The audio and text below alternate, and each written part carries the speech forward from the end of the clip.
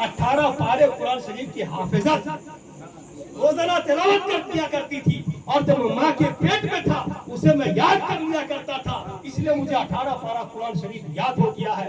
मोहतरम सामीन, मैं अर्ज ये करना चाह रहा था, 11वीं हम मनाए तो जो चाहूंगा गौसे पाक का फातिहा हम मनाए, हर टाइम बिरयानी बना करके मौला इरशाद साहब को, मौला शहबाज साहब को, अमीरुल के बच्चे को हम खिलाए। लेकिन आपने गौर फिक्र किया कि गौसे पाक की जिंदगी क्या थी, गौसे पाक के वालिदैन कैसे थे?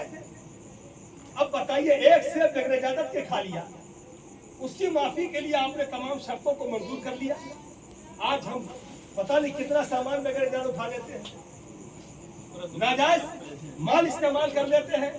आप यकीन जान लें, अगर आपने हराम रिस्क का इस्तेमाल कर लिया है, आपकी इबादत कबूल नहीं।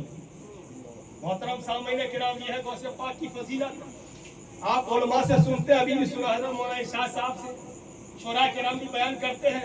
एक बुढ़िया थी 12 साल से दरिया के किनारे रो रही थी, तो 24 साल से 12 साल से रोजाना का काम था, सुबह जाए दिन भर रोती रही।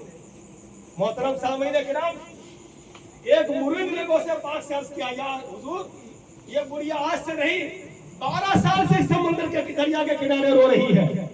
गौसे पाक ने फरमाया, क्या बात है? अरे मालूम तो था ही, लेकिन इजहार करना था, लोगों को बताना था। कहा इसलिए रो रही है, इसके बेटी की शादी हो रही थी, बारात नाव से गए थे, नाव कश्ती समझते नहीं, और दुल्हन लेकर गए, जो कश्ती डूब गई, कश्तियों गई, दुल्हनियों गई, दूल्हो गवा, और बरतियों फिर चली गई, डूब गई। एक ही बेटा आती है, दिन भर रोती है, 12 साल से रो रही है।